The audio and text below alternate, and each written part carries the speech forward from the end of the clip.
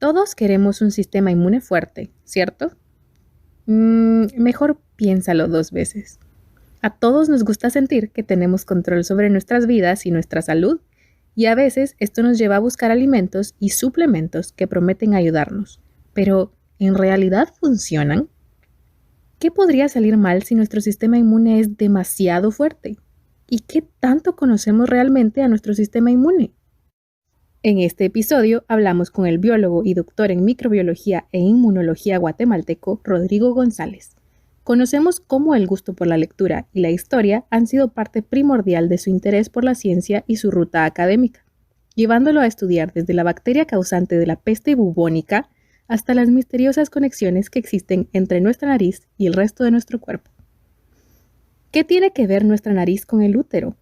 ¿Vamos a tener que vacunarnos contra COVID de por vida? Peste bubónica, clamidia, microscopía y mucha inmunología. Empecemos. Hola, somos Dayan, Kat y Rana, 3 científicas guatemaltecas convencidas que las carreras en STEM son para todos. no solo para aquellos a los que les va bien en mate.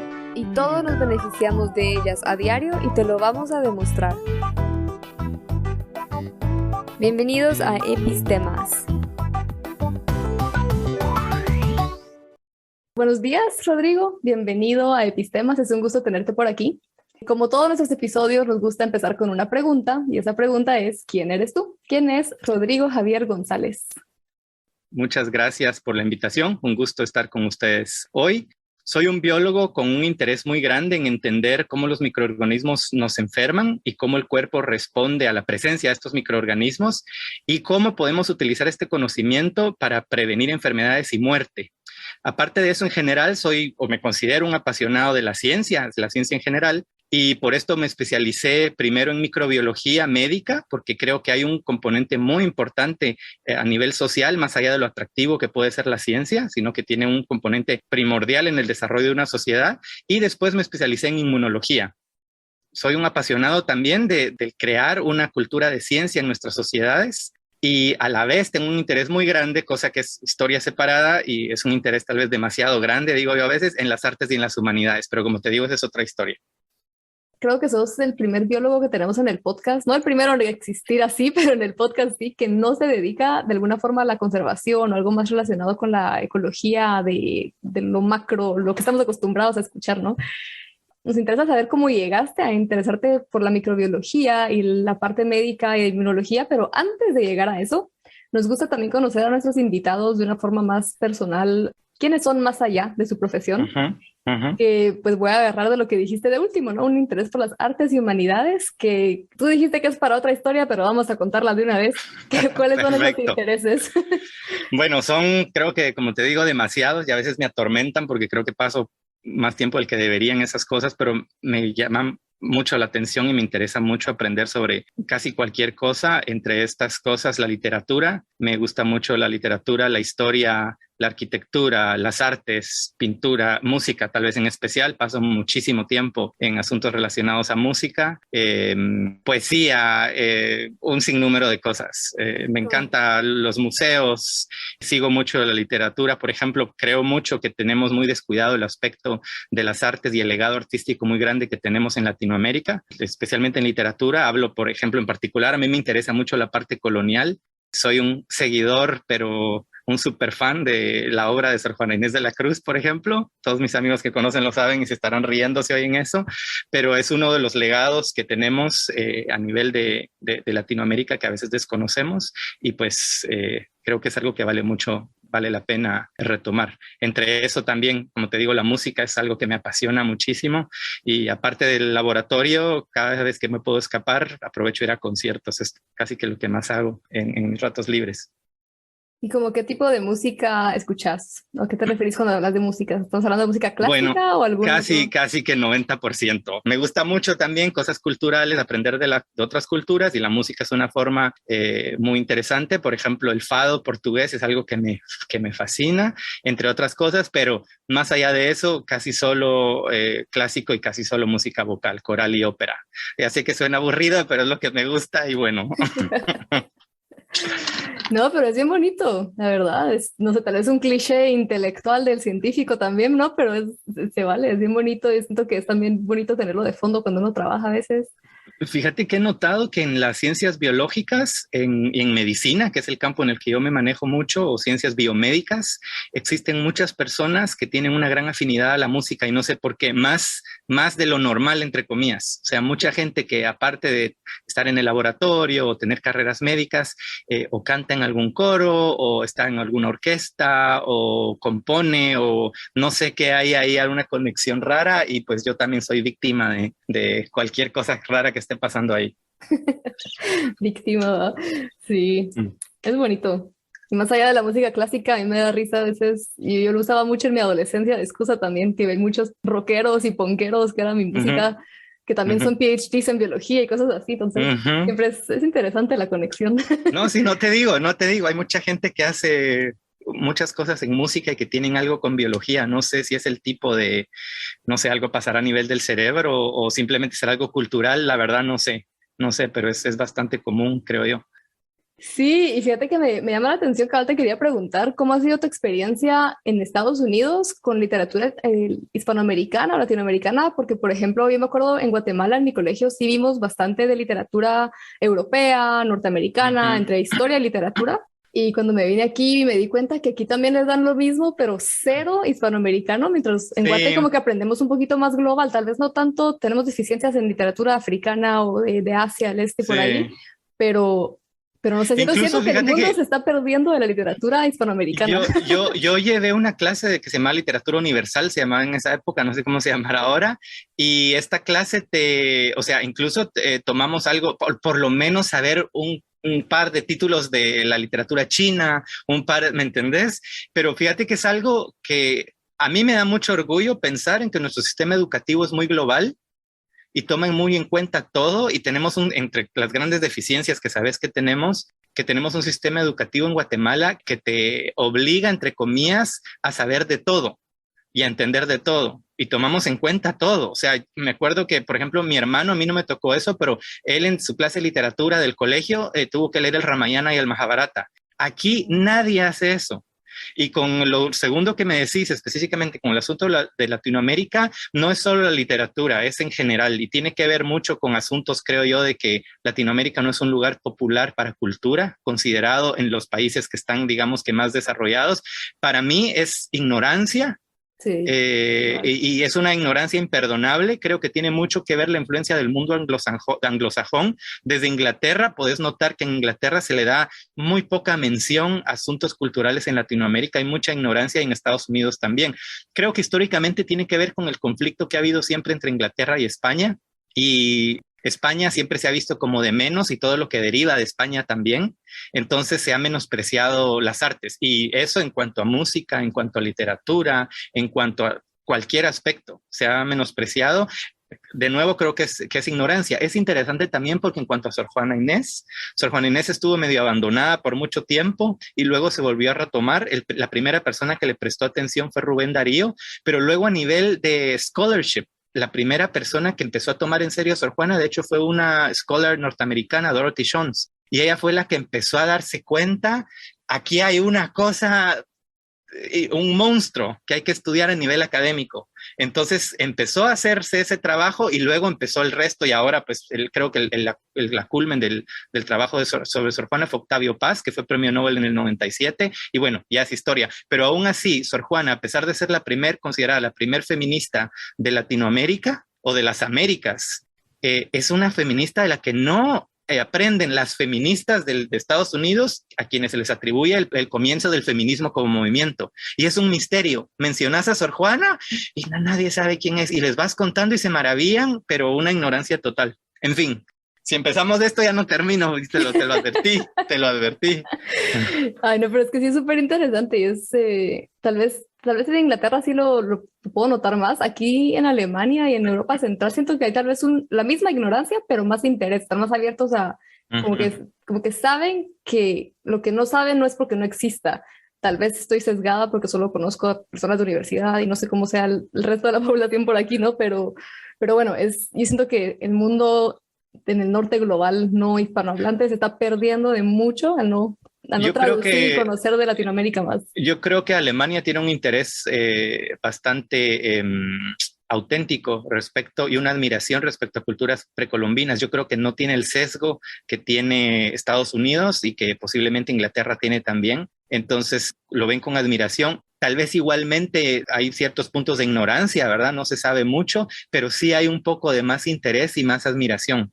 Más como que, obviamente cuando uno ve esos monumentos o estas piezas de arte, aquí se sabe que hubo algo más poderoso de lo que hubiéramos pensado. Sin embargo, en otras culturas, creo que eso pasa en Estados Unidos por los asuntos raciales que existen, etcétera, etcétera, se hace un poco de menos a la cultura en general.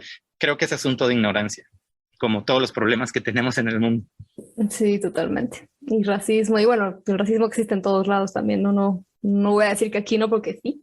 Pero bueno, antes de seguir, antes de desviarnos más, pero antes de entrar a la microbiología y a la inmunología, ya que estamos hablando de literatura, ¿tenés algunos libros favoritos de momento que nos recomendés? Mira, yo con mi asunto de Sor Juana, mi trave de Sor Juana, te recomiendo mucho los libros de Octavio Paz en general. Octavio Paz, que tiene el Sor Juana Inés de la Cruz y las trampas de la fe, no solo es para aprender de Sor Juana, sino que él hace un estudio completo de lo que era la sociedad novohispana. ¿Y por qué importa esto? Porque nosotros somos el producto en Latinoamérica y en Guatemala, el producto de esta sociedad y de este desarrollo, y ahí entendés muchas cosas. Entonces, si no te llama la atención Sor Juana, pues perfecto, pero ahí entendés mucho de eso. Hay muchos libros de Octavio Paz. Octavio Paz para mí es una persona brillante y un intelectual verdadero, el equivalente para mí de un científico más o menos por el input que pone intelectual, pero a nivel de sociedad y de arte y de cultura. El laberinto de la soledad es un libro de Octavio Paz que es como, te hace vuelve a verse a sí mismo como mexicano y dice qué somos los mexicanos y hace un análisis, pero para mí fabuloso, y somos muy cercanos, creo yo, a la cultura mexicana y se aplica mucho a nosotros mismos también. O sea, yo soy un apasionado de la obra de Sor Juana Inés de la Cruz y de Octavio Paz. Eso creo que a eso me resumo. Te voy a tener que dar otra oportunidad, Octavio Paz, entonces. Ya cambiamos el podcast de STEM a literatura. Yo te lo dije, te lo advertí. Ay, no, pero bueno, entonces ahora sí, para empezar a encaminarnos a la ciencia, contanos cómo surgió tu interés en la ciencia, cómo llegaste a estudiar biología. Pues creo que como pasa con la mayor parte de gente que posiblemente entrevistan ustedes en el podcast, desde niño tenía un interés muy grande. Tengo una familia que históricamente se ha dedicado a las humanidades. La única persona a quien sé que tenía que ver con ciencia era mi tatarabuelo, que era químico farmacéutico. Por supuesto no lo conocí y no sé nada de su legado como profesional, pero después de eso casi toda la gente se dedicó a literatura. Mi bisabuelo tenía una imprenta, era dueño de una imprenta y tenía un periódico y escribió también un par de libros. Y bueno, mi papá también muy encaminado a la literatura, mi abuela una persona que también leía mucho y sabía mucho de literatura, etcétera, etcétera. Entonces creo que tuve más influencia de familia por parte de las humanidades, pero algo pasó, no sé si me botaron de pequeño o qué, pero algo me pasó que desde niño siempre me llamó mucho la atención cuando llegaba el médico o cuando nos llevaban a algún laboratorio a hacer algún examen de sangre o algo así, el microscopio. Y tengo unos amigos bastante cercanos, amigos de la infancia, y en algún momento, o sea, nos juntamos a jugar, eran vecinos, y en algún momento recuerdo que ellos consiguieron en algún lugar tubos de ensayo y cositas de laboratorio, y para mí fueron objetos de fascinación. Y a ellos les pasó el asunto de los tubos de ensayo, y yo creo que nunca los operé, y aquí me ves en el laboratorio. O sea, fue algo que me apasionó siempre. También me interesa mucho aprender sobre la vida de las personas. Me gusta mucho leer biografías. Y bueno, empecé a leer biografías de científicos y dije, esto es lo que yo quiero hacer. Y definitivamente me pareció que la parte ética, la parte intelectual, la parte del desarrollo del pensamiento, la parte del trabajo arduo, todo eso me llamó siempre muchísimo la atención y lo tuve muy claro desde siempre. ¿Qué rama? Fue un poco tal vez más difícil, pero biología era lo que se me hacía para mí que tenía más sentido de todo esto. Tuve la oportunidad de participar en las Olimpiadas de la Ciencia muy famosas en Guatemala. Esa experiencia creo que me marcó muchísimo también. A partir de esas Olimpiadas, pues te da más confianza porque te das cuenta que le pones mucho esfuerzo y sacas mucho producto. Entonces decís, bueno, esto es algo que funciona y me puede funcionar y me gustaba mucho, y creo que eso definió mi interés por seguir una carrera en ciencia, que siempre lo tuve muy claro, y especialmente en biología. Ahora el aspecto médico, que como mencionaste es un poco raro entre los biólogos, al menos en la cultura guatemalteca, donde nos desarrollamos, creo yo, que un biólogo es más considerado alguien que hace trabajo de campo. Yo soy creyente en una educación global y pienso que si voy a entender un fenómeno biológico como, te dije, la interacción de los microorganismos y cómo nos enferman, que es lo que a mí me interesa, tengo que entender muchos más aspectos de biología que van más allá de eso. Y para mí la carrera de biología, aprender de botánica, aprender de ecología, aprender de todas esas ramas, me dio una ventaja enorme al entender cómo funciona un sistema biológico, que al final de cuentas los sistemas vivos funcionan de una manera y los puedes adaptar a una gota, que es la microbiología, ¿verdad? O a un ecosistema, que es una selva. Pero es la interacción entre organismos lo que estás estudiando. Y es lo mismo lo que estudia una persona en una selva al tratar de saber cómo un primate puede interactuar con el alimento que tiene que colectar, y yo con una bacteria que puede matar a una célula del epitelio de los pulmones, por ejemplo, ¿verdad? Es cómo se da ese contacto, qué moléculas se intercambian, etcétera. Entonces, para mí, biología es lo mismo, es un fenómeno maravilloso, y entre más pueda aprender, más puedo entender mi objeto de estudio, y por eso decidí que biología era lo mejor para mí, y no me arrepiento en lo más mínimo. Creo que fue una decisión muy sabia de mi parte. ¿Y cómo te fue los viajes de campo? Perfecto, me encantaron. O sea, yo no soy una persona de campo, no me gusta mucho el que ir a acampar y hacer todo ese tipo de cosas, pero cuando tenés un objetivo de colectar muestras, de hacer mediciones y preparar las muestras, por ejemplo, en el bosque nuboso nos fuimos en alguna ocasión por una o más de una semana a estar. A mí fue una de mis mejores experiencias. No solo por la parte científica, como te digo, te hace mucho pensar el salir a estos sistemas biológicos tan complejos y ver cómo interactúan estos organismos. Me hacía pensar muchísimo en lo que pasa a nivel biológico, ¿verdad? Como tú en cualquier sistema. Encima, pues vas con tus compañeros, que disfruté mucho toda la vida de estudiante con mis amigos, todavía soy muy cercano a ellos. Entonces es una experiencia inolvidable. Una experiencia muy distinta a las experiencias que tengo en el laboratorio, en donde pasas más ratos solitarios, ¿verdad? En el laboratorio estás un poco más aislado. También se da otro tipo de comunidad, pero la experiencia de salir a una selva o a un bosque, pasar días y noches colectando, contando, luego haciendo análisis y sacando ideas de qué puedes hacer con eso, para mí es una experiencia fantástica. Entonces, también me disfruté el trabajo de campo, pero lo mío sí es el laboratorio. Me encanta el trabajo de laboratorio. Tengo una pregunta que va un poquito más, tal vez porque yo también soy fanática de la microbiología y es como que mi cosa favorita en la vida. Y es, bueno, ¿cómo cambió tu percepción de la vida ya cuando comenzaste a aprender de microbiología? ¿Es que cambió a comparación de cómo era cuando sabías solamente la parte de biología general, digamos?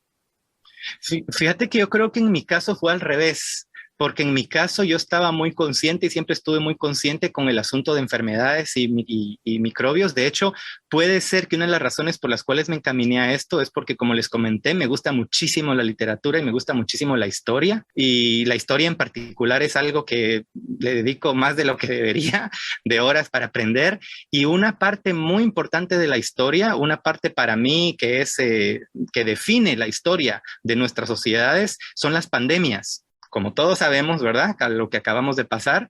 Entonces, siempre me llamó muchísimo la atención todos los asuntos relacionados a la peste bubónica. Y pensar que un microorganismo que mide la bacteria de la peste bubónica, Yersinia pestis, mide apenas 2 micras. Y un organismo de 2 micras puede definir el desarrollo de un reino, el desarrollo de un descubrimiento, el desarrollo de toda una sociedad, de un continente por cientos de años. Algunos consideran que los principios del Renacimiento se deben a la falta de personas que hubo durante la peste bubónica, porque se murieron tantos y hubo que desarrollar maquinaria y nuevas ideas, y eso dio lugar al Renacimiento. Eso creen algunos autores. ¿Cierto o no? Tiene un poco de sentido. Y para mí que algo de 2 micras pueda tener un efecto tan grande en nuestras vidas, creo que desafortunadamente lo vimos todos de cerca en estos últimos años con la pandemia. Para mí eso siempre fue fascinante. Entonces yo llegué más al mundo de microbiología sabiendo qué era, de qué trataba, pero no sabiendo los detalles, las moléculas, toda la parte técnica celular, todas las técnicas moleculares, etcétera, etcétera. Eso para mí fue nuevo. Y fue un poco tedioso tal vez al principio, precisamente porque tal vez en biología, lo que le llamamos nosotros biología general, no llevamos tantos cursos, entonces tuve que especializarme yo por mi cuenta en entender más principios de lo que podrías llamar bioquímica. Esa parte tal vez un poco más complicada, pero por el resto no, fue para mí como que muy, muy normal y como que aterricé muy bien. Y como te digo, de hecho, cuando me gusta algo, me encanta. Entonces fue tan así que, de hecho, mi doctorado fue en peste bubónica. O sea, en verdad quería aprender y saber todo de este bicho y le dediqué 5 años y medio de mi vida a estudiarlo y tengo varias publicaciones relacionadas a lo que aprendí o aprendimos de este organismo que no sabíamos antes. Me encanta que tu interés por la historia y la literatura llegan hasta lo que te dedicaste por tantos años, ¿no? O bueno, todavía Pues, estudias con la Yersinia, ¿no? Sí, no, ya no trabajo con Yersinia, ahora estoy más enfocado en inmunología. O sea, primero estudié, digamos que me enfoqué al patógeno, a un organismo, entre los microorganismos. Recordemos que no todos causan enfermedad, de hecho es un pequeño porcentaje que causa enfermedad y a los que causan enfermedad les llamamos patógenos. Entonces, la microbiología médica se enfoca en el estudio de estos patógenos y podemos hablar de virus, podemos hablar de bacterias, podemos hablar de parásitos, dependiendo de la composición celular, dependiendo de muchos factores, ¿verdad? Entonces, en mi caso, a mí me llama mucho la atención las bacterias y mi doctorado fue en microbiología e inmunología se llama el título en sí, pero yo trabajé en un laboratorio que se dedicaba a bacteriología, especialmente a la peste bubónica, que es una enfermedad que ya no nos afecta grandemente como pasó, pero todavía circula.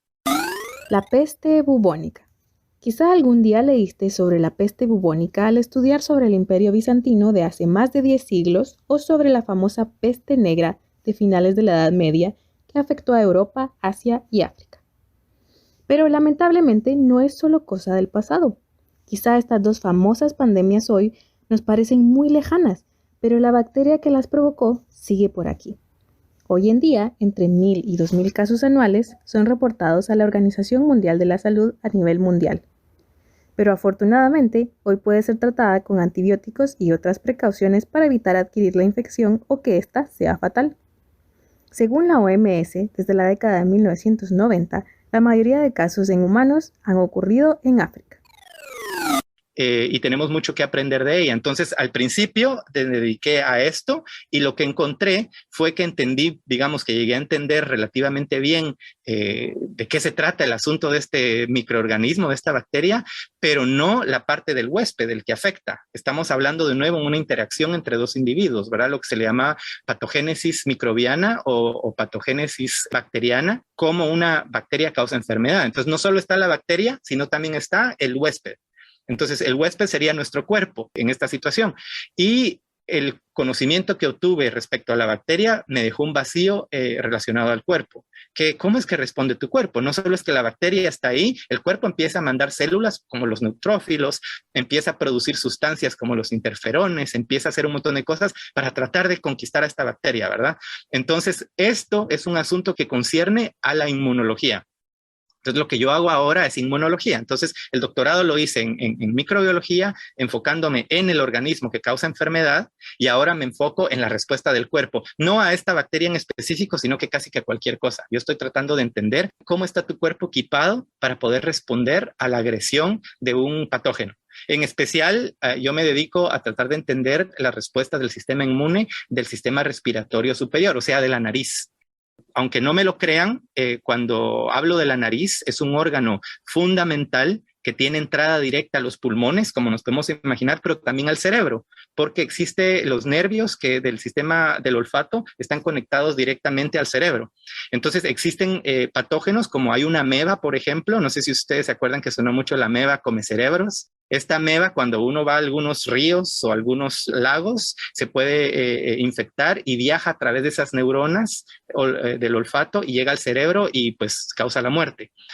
Aparte de eso, por supuesto, están los pulmones también. Sin embargo, a pesar de que es un órgano tan esencial, sabemos muy poco, si no nada, de cómo funciona el sistema inmune en la nariz. Y prueba de esto es que todavía no entendemos, por ejemplo, cómo la vacuna de COVID nos protege de enfermedad severa, porque nos protege grandemente, pero no nos protege necesariamente de la infección.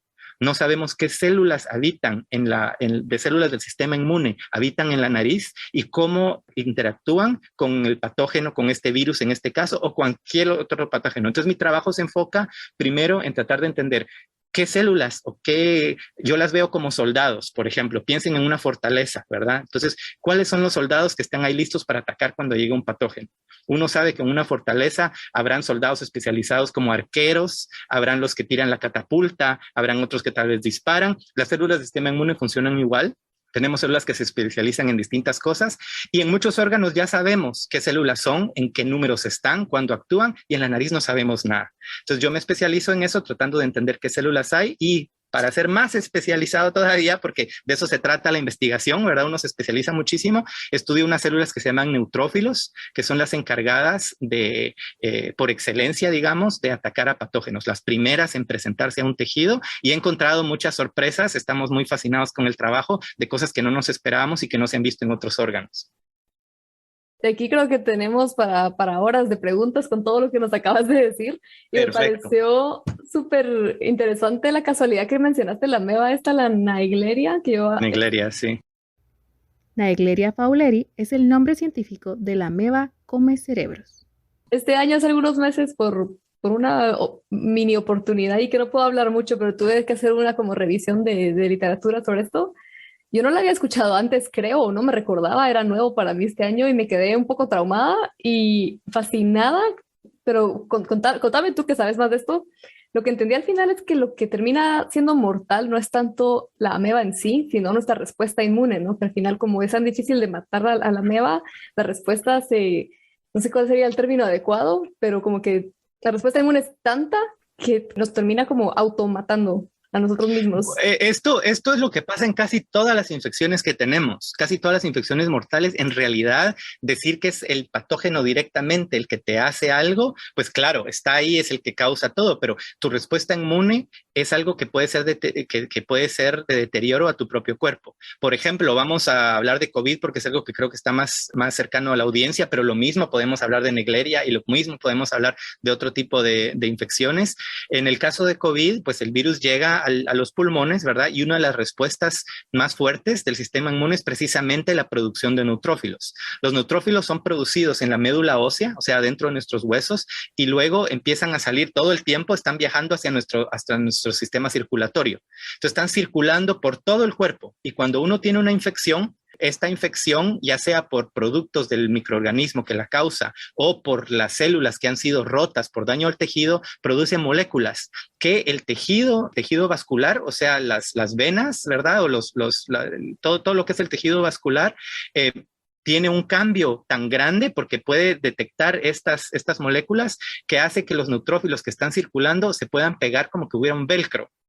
Entonces, en lugar de seguir pasando, cuando tocan las paredes de estos vasos sanguíneos, se pegan y empiezan literalmente a rotar porque ya están pegados, y si las señales correctas están presentes, empiezan a disminuir de velocidad porque el velcro se vuelve más duro, digamos. Y una vez ya están detenidas, empiezan a buscar una entradita para entrar al tejido y llegan al tejido infectado.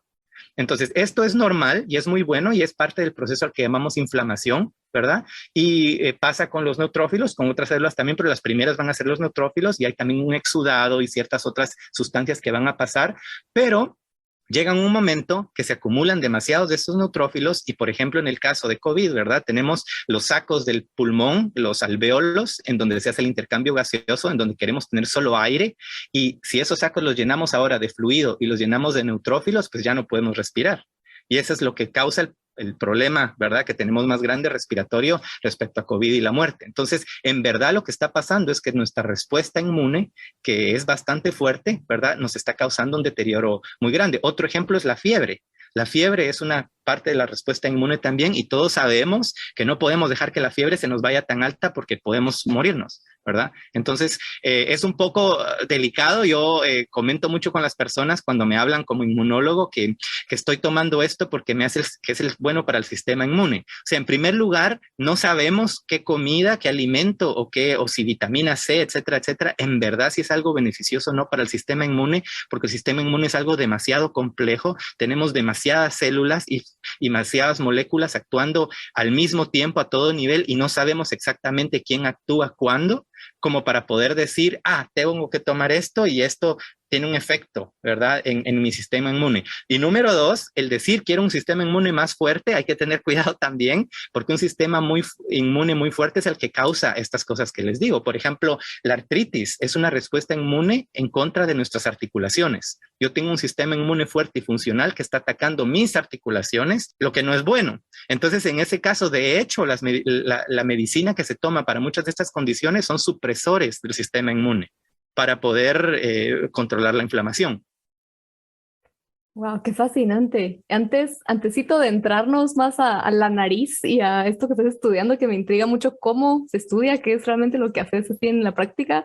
Antes de cambiar el tema de eso, una última pregunta como para romper mitos sobre el sistema inmune y estos últimos años. Entonces, para que nos quede claro a todos, todas estas ventas provechosas de cómo boost tu sistema inmune. Totalmente falso. De hecho, es un negocio para mí bastante preocupante y triste porque se aprovecha de las personas, ¿verdad? Todos tenemos un interés muy grande en mantener nuestra salud y la salud de nuestros hijos, y es un negocio que maneja una cantidad de dinero enorme y los principios científicos son escasos y no nulos. Cuando se dice tome esta planta, tome esto, tome esta pastilla, tome que para fortalecer el sistema inmune, no es cierto. O sea, no es cierto. Lamentablemente también a veces a nivel médico, ¿verdad? O sea, quiero aclarar que lo que yo hago como científico y mi carrera es muy distinta a la carrera de un médico, aun cuando yo lo que hago es microbiología médica, ¿verdad? Mis conocimientos van a ser utilizados por los médicos en algún momento, pero el médico tiene la especialidad de puede tratar pacientes, yo no, ¿verdad? Yo no voy a meterme a hacer una operación, ese no es parte de mi entrenamiento. Entonces, a veces entre todo lo que tiene que aprender un médico existe algún tipo de confusión. Por ejemplo, ahora en COVID, sé que es común que se receta la ivermectina por parte de algunos médicos, ¿verdad? Y tenemos muchísima información que nos sugiere que no hay nada ahí, que ahí no hay nada de beneficio y sin embargo se sigue utilizando, no por todos. De hecho, por alguna razón quedó arraigado en Latinoamérica el uso de ivermectina, casi que en el resto del mundo eso ya se olvidó, ya se dejó en el pasado, pero seguimos con esos problemas. Entonces es lo mismo, ahora estamos tomando ventaja de una población que no conoce no tiene acceso a cierto tipo de información, que desconoce o simplemente por miedo, y de ahí vienen pastillas, alimentos, bebidas, etcétera, etcétera, todas en teoría para fortalecer el sistema inmune, lo que, como digo, en principio ni siquiera tiene sentido porque no siempre queremos un sistema inmune muy fuerte. Y segundo, en muchos de los casos, en la mayoría, ni siquiera sabemos ni creemos que es posible que haga algo al sistema inmune. Claro, en especial sí creo que muchos, no sé, la incertidumbre es siempre el principal problema con la comunicación de la ciencia, ¿no? La gente por naturaleza no nos gusta la incertidumbre, pero la incertidumbre es con lo que tenemos que vivir. Yo siento que suena bonito escuchar como un par de gotitas aquí y allá te mejoran el sistema inmune rápido y pues no, ¿verdad? Eso no puede ser así. Mejor pensemos en el largo plazo, en ser saludables y demás, y tal vez ahí nos va mejor combatiendo algunas cosas, pero... Sí, es complicado porque es muy difícil comunicarnos y comunicar las ideas en ciencia a veces por cuestiones de tiempo, por cuestiones de lenguaje, etcétera, etcétera, pero creo que es fundamental. Por ejemplo, si se está invirtiendo en estos alimentos, entre comillas, para fortalecer el sistema inmune y se está dejando atrás en la utilización de las vacunas, ¿verdad?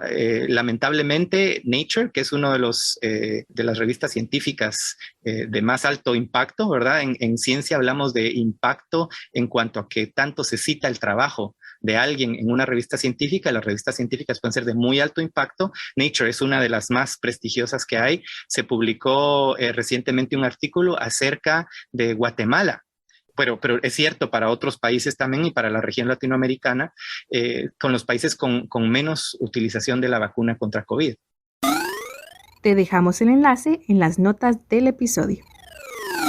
¿Verdad? Entonces vemos por una parte mucha utilización de tomen esta planta, de esta pastilla, que el dióxido de cloro, que etcétera, etcétera, y se deja por un lado la vacuna, que de la vacuna tenemos información muy certera que funciona y que funciona muy bien. Es una vacuna que evita enfermedad grave en un 90% más. Es una vacuna increíble. Y lo más increíble es que la tenemos y no la estamos utilizando. Súper interesante todo. Y de hecho, ahorita que mencionaste sobre la mucosa, pues no dijiste mucosa, pero la nariz y todas estas células de la nariz, me recuerdo que una de las razones por las cuales a mí me encantó tanto la bioquímica y la microbiología fue que una de las primeras presentaciones que yo vi sobre mi carrera explicaba cómo habían unas vacunas que se estaban poniendo en la mucosa de la nariz para evitar infecciones de papiloma y así evitar cáncer en mujeres, cáncer de cervix principalmente, y habían encontrado algo súper útil, o sea, sí estaban funcionando esas vacunas, pero solamente para cáncer de cervix. Entonces, súper importante conocer, como tú decís, la nariz es un órgano bastante clave. De hecho, es interesante que lo menciones porque mi trabajo en este laboratorio, cuando empecé el postdoctorado, comenzó de esa manera. En 2015 se publicó en mi laboratorio un trabajo relacionado a una vacuna contra clamidia. Clamidia es una bacteria, se transmite sexualmente, es la infección de transmisión sexual más prevalente en Estados Unidos, es muy común y puede causar problemas de esterilidad, entre otros problemas, ¿verdad? Es una enfermedad silenciosa para muchas personas, o sea, no sabemos que la tenemos, muchas personas no saben que pueden ser positivas y no hay monitoreo. Entonces, existe antibióticos que la controlan muy bien, pero idealmente lo que quisiéramos es una vacuna, ¿verdad? Entonces, hubo una publicación en mi laboratorio, de hecho fue en la revista Nature, que habla de una vacuna contra clamidia, y una de las observaciones interesantes que se hizo es que esta vacuna consiste en una composición hecha por la bacteria y otras moléculas, ¿verdad? Y se deposita en el útero. Para aclarar, nosotros trabajamos, lo que yo hago es ciencia básica, voy a hacer un paréntesis, y cuando hablo de ciencia básica me refiero al conocimiento de biología en sí como un fenómeno que puede ser aplicado después a la clínica, pero yo no trabajo a nivel clínico. Esto quiere decir que yo trabajo en un laboratorio y que mis pacientes, por decirlo así, son ratones. Utilizamos ratones como modelos animales. Hago trabajo en vivo, lo que es opuesto al trabajo in vitro, que las personas utilizan placas, células, líneas celulares, etcétera, etcétera. Yo creo mucho en el trabajo en vivo, es mucho más difícil, más caro, más complicado, pero creo que nos da una aproximación más grande a los sistemas biológicos. Entonces, bueno, hago trabajo en ratones, ¿verdad? Entonces, este trabajo de clamidia se hizo en ratones y la vacuna se depositaba en el útero del ratón. Luego se infectaba al ratón con clamidia y veíamos que los ratones que estaban vacunados con la vacuna depositada en el útero, pues ya no se infectaban de clamidia. La clamidia ya no sobrevivía en el útero. Pero luego se hizo una observación muy interesante y vamos a tu comentario, que si la vacuna se depositaba en la nariz y luego se infectaba con clamidia, se depositaba la clamidia en el útero, ya no se infectaba el útero tampoco.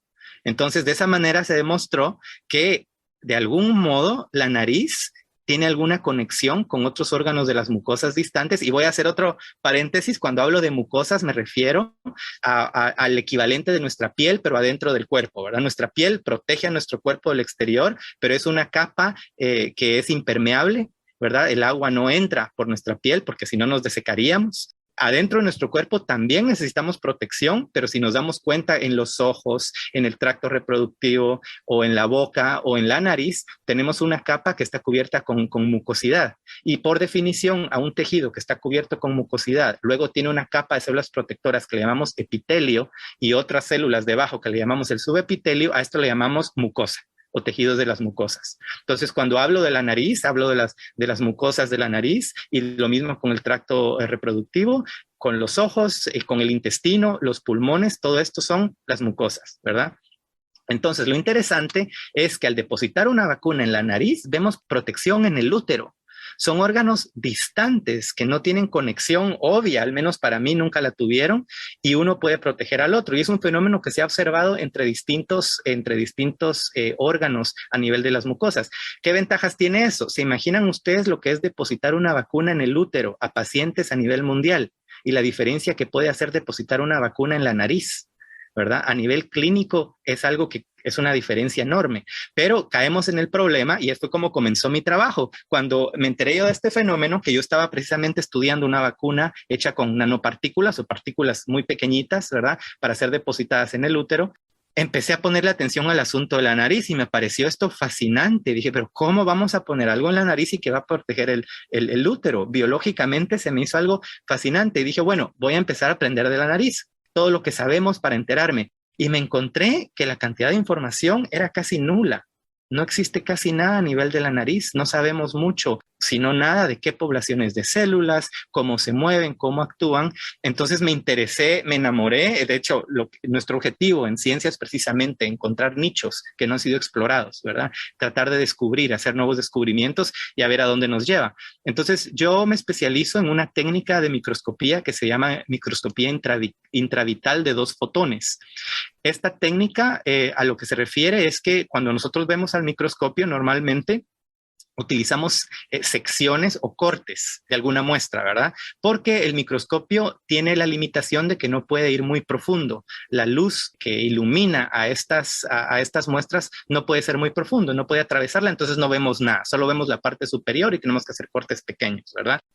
Hay otro tipo de microscopía que se llama microscopía de fluorescencia, que en lugar de utilizar la luz blanca, ¿verdad? Utiliza fluoróforos o son moléculas que son excitadas con un láser, por ejemplo, con algún otro tipo de fuente de excitación y brillan con algún color en particular, ¿verdad? Entonces, por ejemplo, la famosa proteína GFP o Green Fluorescent Protein o proteína fluorescente verde, ¿verdad? Por la que se recibió el premio Nobel creo que hace 5 o 6 años.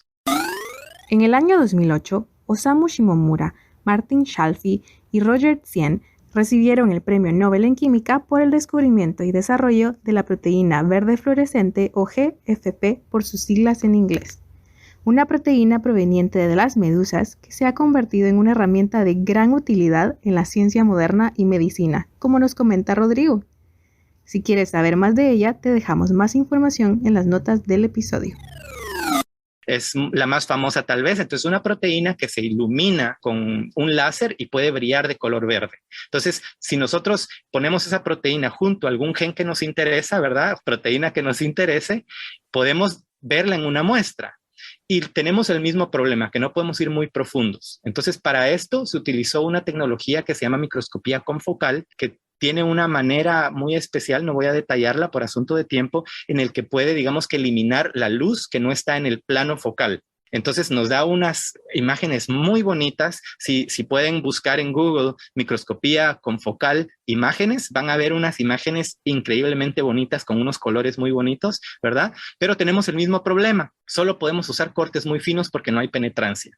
En los 90, más o menos, se empezó a desarrollar y a utilizar una tecnología que se llama tecnología de 2 fotones. Y a lo que se refiere esto es simple y sencillamente a la excitación a través de 2 fotones.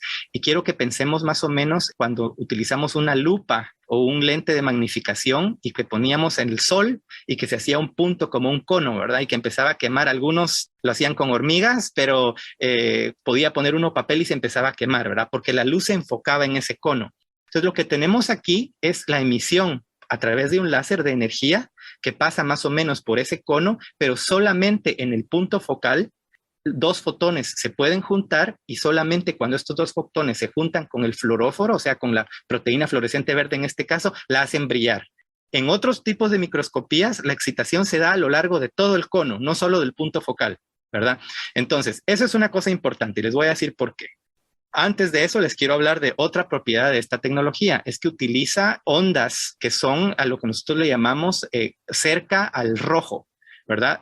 Pensemos de que la luz en verdad son ondas y que tenemos una diversidad de colores y simplemente esta es la longitud de onda. Entonces, las longitudes de ondas que van al rojo, y quiero que hagan un experimento en su casa si pueden, tomen un láser, de esos láser que utilizamos para dar presentaciones, y si tienen un verde y uno rojo, mejor. Pongan el dedo y pongan un láser verde y van a ver que ven muy poca luz atravesar el dedo. Pero ahora pongan un rojo y van a ver que la luz viaja muy bien a través del dedo. Eso es porque las longitudes de onda que están cerca al rojo pueden viajar muy bien a través de los tejidos. Entonces ya tenemos 2 cosas importantes con la tecnología de 2 fotones. Número 1, que es baja energía y solo se concentra la energía en el punto focal, o sea que no puede afectar nada más que no esté en el punto de observación. y número 2, puede penetrar muy bien. Entonces, con esta tecnología nos podemos dar el lujo de utilizar, número 1, ya no solo cortes, sino que hacer tejidos gruesos, porque ya podemos penetrar mucho más fácil. Y número 2, como no estamos calentando y llenando de energía todo este cono, sino que es solamente el punto que nos interesa, vemos muy poca fototoxicidad, que le llamamos. Y esto quiere decir que podemos poner no solo muestras gruesas, sino que ahora nos podemos dar el lujo de poner un organismo vivo, porque ya no lo vamos a dañar. Y a esto es a lo que iba con toda esta explicación larga que les di, ¿verdad? Que la ventaja que tenemos y la innovación de este método es que no solo puedo poner muestras que ya las corté, que ya está muerto el organismo, sino que ahora puedo poner un ratón vivo y yo puedo observar células vivas y estudiar cómo se mueven, a qué velocidad, cuando pongo una bacteria, cuándo llegan, quién llega primero, se come la bacteria o no se la come, y las preguntas son infinitas. ¡Wow! Todo esto se los digo porque a raíz de esta pregunta de la nariz, lo que hice yo fue diseñar un método nuevo que yo lo inventé, que es para poder hacer observaciones a través de microscopía intravital en la nariz. O sea, nunca antes habíamos visto cómo en la nariz las células pueden moverse, ¿verdad? Y qué células hay ahí que se pueden mover. Entonces desarrollé este método y pues se me abrió una caja enorme, principalmente porque encontré de manera inesperada neutrófilos. Y si ustedes se recuerdan, yo les conté que los neutrófilos solo están presentes, o al menos la literatura lo describe así, como presentes solo cuando hay infección. Cuando no hay infección, uno no debe ver un neutrófilo, y eso es lo que uno lee en los libros, ¿verdad? Y en todos lados. Pero yo veía neutrófilos y digo, pero yo lo sigo viendo, y algún error que cometí. Entonces utilicé una tecnología que se llama citometría de flujo, y esta tecnología nos permite de un tejido extraer todas las células una a la vez y entender qué hay ahí presente y qué no. Y de esta manera confirmé que efectivamente los neutrófilos están presentes en la nariz, en lo que nosotros le llamamos durante la homeostasis, o sea, cuando el tejido no ha sido alterado, lo que va en contra de la literatura. Muy emocionante, pero a la vez un poco de miedo, ¿verdad? Porque estamos contradiciendo a la literatura. Entonces, luego entendimos que estos neutrófilos no solo son otra cosa que va en contra de la literatura también, un solo tipo de células, sino que lo que encuentro en este tejido son 3 tipos de células que corresponden a un neutrófilo, pero cada uno con distintas características, lo que es también contraintuitivo y muy distinto a lo que sabíamos nosotros por la literatura. Y ahora estoy tratando de entender qué funciones tienen, y he encontrado sorpresas también enormes en cuanto a la función y lo que hacen estos neutrófilos. Entonces esto es solo, creo que, no sé si me extendí mucho, pero es más o menos para mostrarles cómo se hace mi trabajo, de qué trata y pues al menos por qué yo lo considero tan fascinante y espero tan importante, porque no sabemos si algunas de estas células tengan un rol en las enfermedades como COVID o en otras enfermedades con la producción de vacunas. Eso no lo sabemos, y eso es lo que pasa con la investigación, ¿verdad? Invertimos mucho tiempo y mucho dinero para abrir una caja que luego nos puede dar unos frutos que no tenemos idea. Aclaro, casi nunca resulta. Los esfuerzos que uno pone casi siempre se quedan ahí porque no encuentra uno mucho, pero cuando uno encuentra algo, como pasa con una vacuna, literalmente se salvan millones de vidas. Entonces vale la pena el esfuerzo, ¿verdad? Qué interesante, o sea, uno se imaginaría encima de todo la nariz, ¿no? O sea, que ya sabemos todo lo que hay en la nariz y que si no, no sabemos mucho.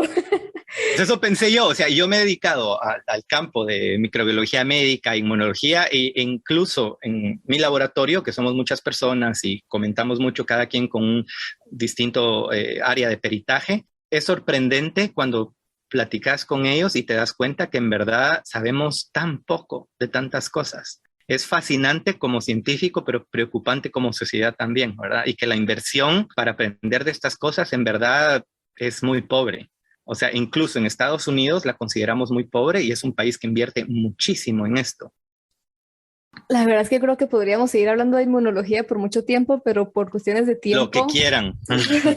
Por cuestiones de tiempo creo que vamos a empezar a encaminarnos por otros lados y ya que, bueno, tengo una preguntita rápida, creo, antes de pasar ahorita que hablaste de Estados Unidos, quería preguntarte cómo llegaste a Harvard, pero antes de Harvard, antes mencionaron ustedes dos algo de depositar la vacuna en la nariz y solo me quedó la duda de, cuando yo pienso en vacuna, pienso en inyección, pero no es solo eso, ¿no?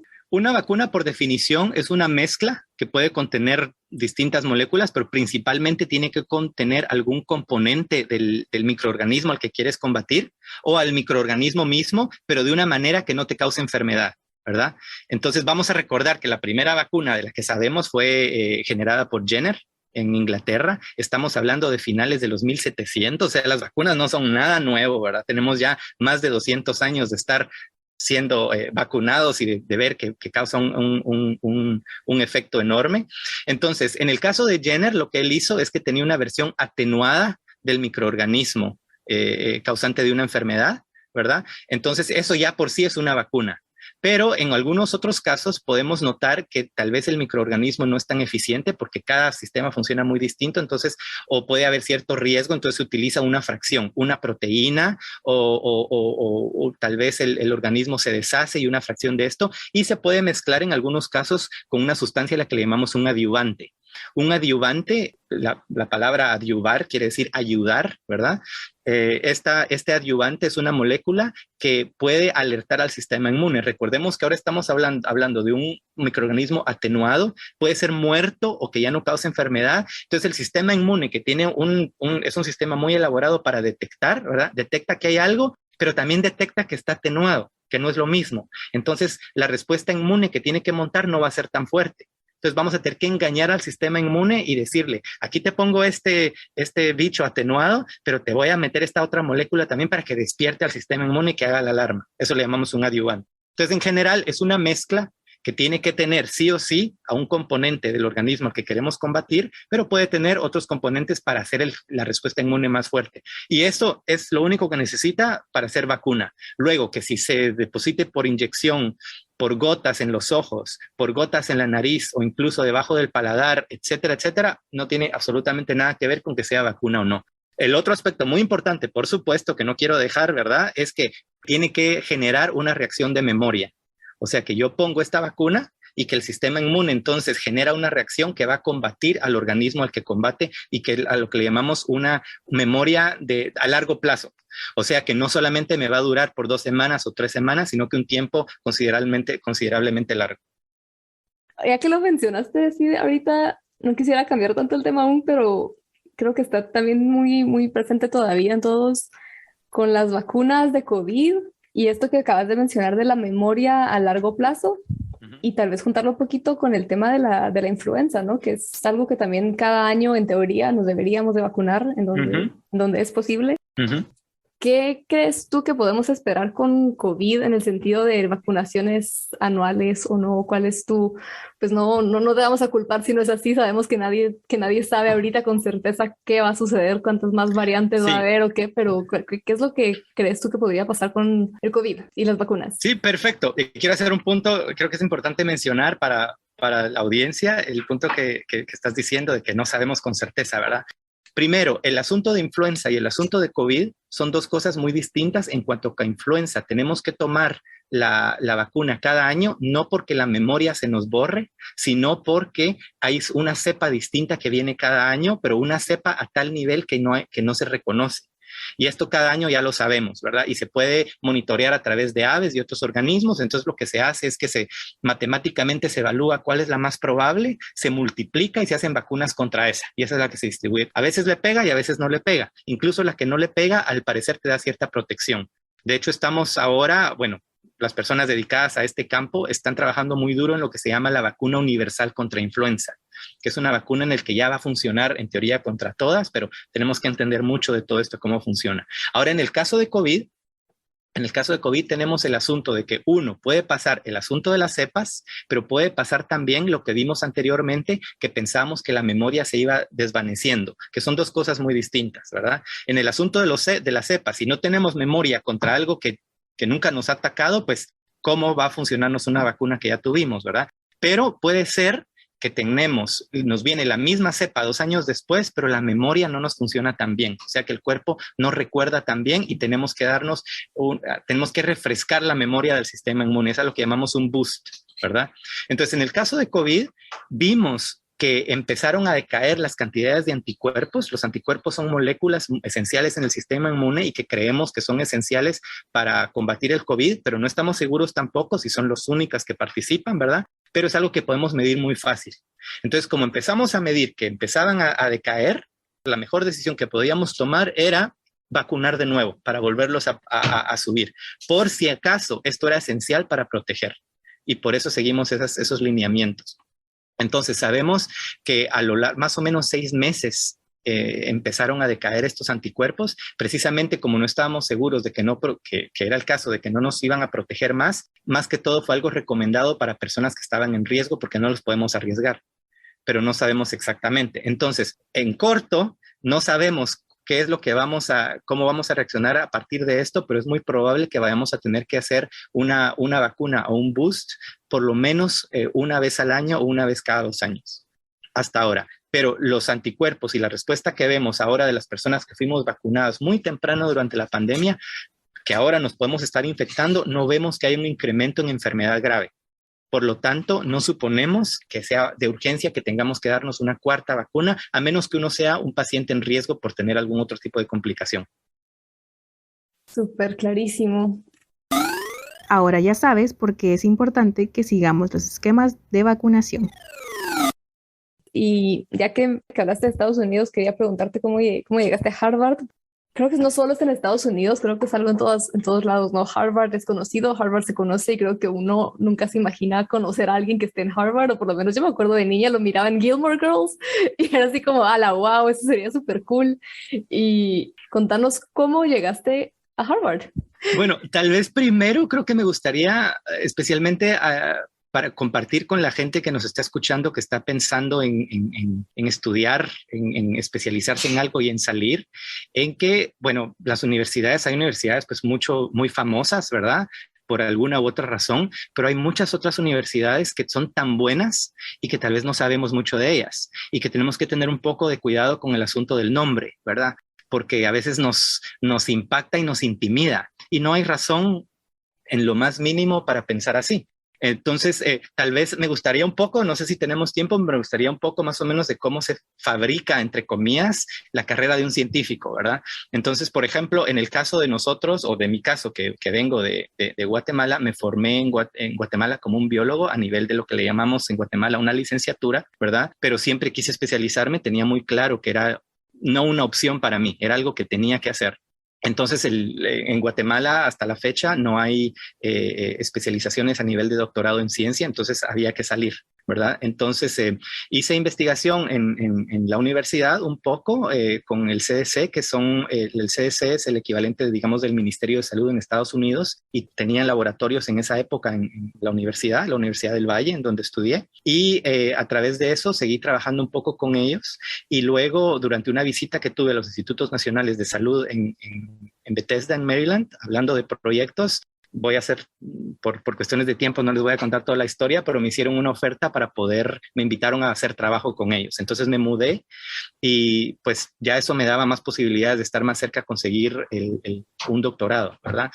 Entonces, yo hice el doctorado en la Universidad de Carolina del Norte, que es la universidad pública más antigua de Estados Unidos, la única que estuvo abierta durante la Guerra Civil. Es una universidad muy interesante también, y una de estas universidades que les digo que nosotros a nivel de cultura general no conocemos, pero hay muchas otras que son muy buenas, pero son excelentes. De hecho, te digo que el programa para enfermedades infecciosas en el que yo estuve era mejor en cuanto a los recursos que tenía al programa de la Universidad de Harvard, en donde estoy ahora, porque simplemente es una universidad que trabaja más con temas de infecciones. Entonces nos intimidan a veces mucho los nombres, ¿verdad? Y sabemos tal vez de lo que llamamos las Ivy Leagues, que son 6 universidades en el área precisamente donde yo estoy, pero hay muchas otras universidades también muy buenas. Entonces, eso es para quitarle un poco esta aura que tienen las universidades de las Ivy Leagues como la Universidad de Harvard. Entonces, fue al terminar esto que precisamente yo estaba buscando, como les comenté anteriormente, entender un poco más la parte del huésped. Quería aprender sobre microscopía, especialmente microscopía intravital, y uno de los laboratorios más importantes que ha hecho más trabajo en este campo es el laboratorio en el que yo estoy. Entonces busqué al laboratorio, no busqué a la institución, ¿verdad? Que es, creo que la forma ideal de hacer las cosas. Hay instituciones que ofrecen tal vez cierto prestigio por nombre, pero con eso no hace uno mucho. Pero es el trabajo el que uno quiere realizar al que se debe encaminar. Y es por eso que escogí Carolina del Norte, porque sabía que era un programa excelente, con un entrenamiento muy bueno. Y de hecho así fue. Y ahora estoy muy feliz acá. Por supuesto, también es muy competitivo, y entre más famosa o prestigiosa es la universidad, es mucho más competitivo entrar, ¿verdad? Pero es cuando uno tiene que trabajar muy duro y creo que tal vez el mensaje que les doy a las personas que quieran optar a hacer trabajo de posgrado es el trabajo duro lo que los va a llevar a donde quieren. Uno hace lo que sea por llegar a eso que uno quiere, ¿verdad? Y se da cuenta que al final todo es un poco más sencillo de lo que uno pensaba especialmente en nuestros países, que estamos lamentablemente bastante atrás en asuntos de ciencia, vemos un poco con intimidación a ciertas instituciones internacionales. Y creo que es algo que tenemos que quitarnos un poco de la cabeza. Sí, completamente de acuerdo. Como llevamos diciendo ya desde hace rato, creo que nosotras podríamos estar aquí platicando muchísimo, muchísimo más. Como dice Rana, cada pregunta y cada respuesta, más preguntas todavía. Pero por cuestiones de tiempo vamos a comenzar ya con las últimas preguntas que hacemos siempre a nuestros invitados. Y la primera es, ¿qué consejo le darías a tu yo de 17 años? Ok, bueno, no sé si cambiaría mucho de las cosas que pensaba y hacía en esa época. Creo que siempre estuve encaminado y creo que sabía siempre lo que quería, pero tal vez más o menos en la línea de lo que les acabo de decir respecto a tu pregunta de la Universidad de Harvard, tal vez que el mundo es más pequeño de lo que uno cree a veces y que alcanzar las cosas que uno desea profesionalmente no es para nada imposible. Y que alcanzar esas cosas no solo es de beneficio individual, sino también de gran beneficio para una comunidad. Y de nuevo, que es el trabajo duro lo que hace la diferencia. Más o menos, digo yo, 10% talento y 90% trabajo duro. Bueno, Rodrigo, y para terminar, la última pregunta que nos encanta hacerle a todos nuestros invitados es, en tu opinión, ¿qué pueden hacer hoy todas las personas que nos escuchan para apoyar el desarrollo de la ciencia en Guatemala o en la región? Bueno, creo que es una pregunta importantísima. Primero, creo yo, voy a hacer una analogía aquí, abrir la ventana y ver hacia afuera, ver qué está fuera de nuestro país, abrir la puerta y salir, ¿verdad? En ese proceso de salir y ver qué hay afuera, que ahora es un poco más fácil con las redes sociales y con otro tipo de recursos, darse cuenta de nuestra realidad. Es un proceso, al menos para mí, siempre ha sido tristísimo y preocupante, pero es necesario, ¿verdad? Porque la tecnología y la ciencia en nuestros países está bastante mal y no nos damos cuenta sino hasta que empezamos a trabajar en otro lado afuera, en verdad darnos cuenta, esto era a lo que nos referíamos cuando decíamos estaba mal, ¿verdad? Y creo que solo de ese momento podemos nosotros generar voy a decir una paranoia, pero una paranoia saludable que nos haga encaminarnos a esto, tenemos que cambiarlo y tenemos que movernos, ¿verdad? No lo podemos dejar así. Para mí, una de las formas principales de hacer esto, y es más o menos el camino que yo seguí, es especializarse y entender que en ciencia y en tecnología los títulos avanzados no son una opción, son lo mínimo. Para nosotros en nuestros países son una opción y lo vemos como un lujo o como algo a la que pilas, ¿verdad? Hizo el doctorado. No, son lo mínimo y tenemos que verlos como lo mínimo. Entonces tenemos que salir a como del lugar. Tenemos que hacer todo lo posible por irnos a algún lugar afuera y especializarnos. Solo cuando tengamos, creo que mucha cantidad de gente haciendo esto y compartiendo entre todos, vamos a lograr que cambie la situación local. Gracias, Rodrigo, por invitarnos a ver hacia afuera y compartir esas experiencias para trabajar en pro del desarrollo de nuestro país y de la región, porque sí que es importante ver más allá de nuestras propias narices. Y por qué no, conocer también los misterios y maravillas dentro de ellas. Y gracias a ti, que nos escuchas, por acompañarnos en un episodio más de Epistemas. Si te gustó este episodio, recuerda compartirlo en tus redes sociales y cuéntanos, ¿qué es lo que más te impresionó en esta ocasión? ¡Hasta la próxima!